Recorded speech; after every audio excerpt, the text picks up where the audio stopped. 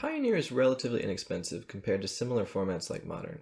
Unfortunately, relatively inexpensive is not the same thing as inexpensive.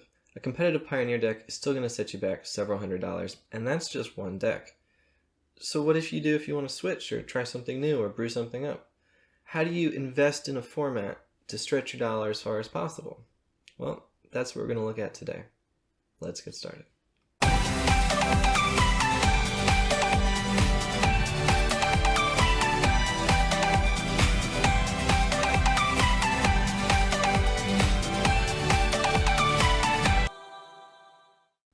There are some cheaper decks available in Pioneer. Mono Red Aggro, Mono White Humans, and Mono Blue Spirits have all had their time in the sun and been quite good.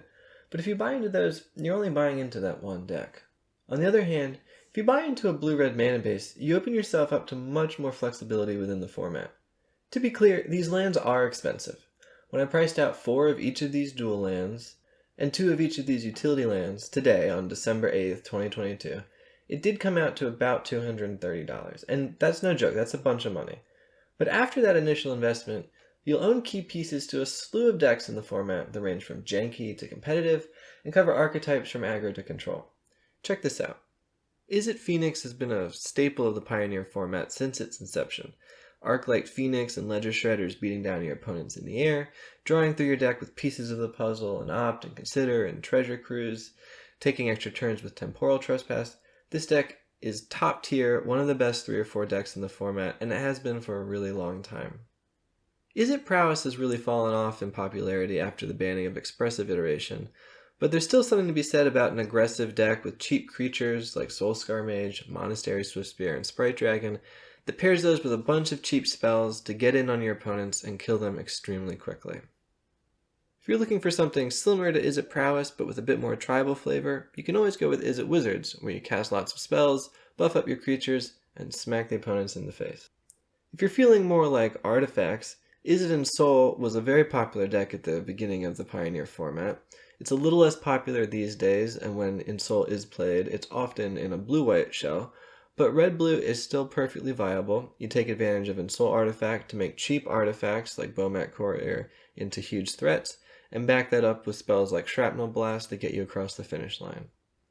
One of my personal favorite decks in the format is Izzet Drakes, which is a little similar to Izzet Phoenix in its spell construction. You draw a lot of cards, but your finishers are different. It's more mid-rangey. You've got Crackling Drake as a 4-drop that comes in, is a huge threat immediately and draws you a card, and Fable of the Mirror Breaker, one of the best cards in the format, gives you a bunch of value, and when you copy a Crackling Drake with the backside of Fable of the Mirror Breaker, you will see the face of God.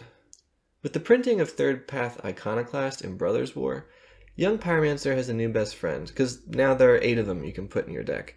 You pair those 2 creatures with a bunch of cheap spells that kill your opponent's creatures and draw cards, and you'll flood the board with an army of 1/1s. If you're looking for a tribal option, but Izzet Wizards is a bit too aggro for you, Izzet Dragons is a mid-range strategy that plays a bunch of sweet big dragons, backs them up with great interaction, and attacks your opponents in the air.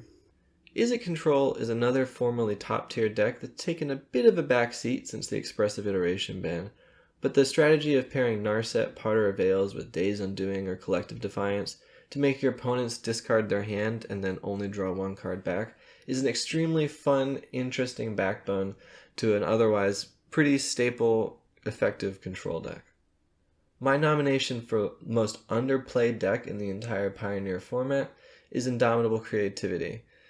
You pair Indomitable Creativity with interaction and token makers like Prismari Command, and then you use Creativity to turn those tokens, any 2 of them, into the only creatures in your deck, Xenagos God of Revels and Worldspine Worm, to swing in for 30 haste trample damage out of nowhere, which usually gets the job done.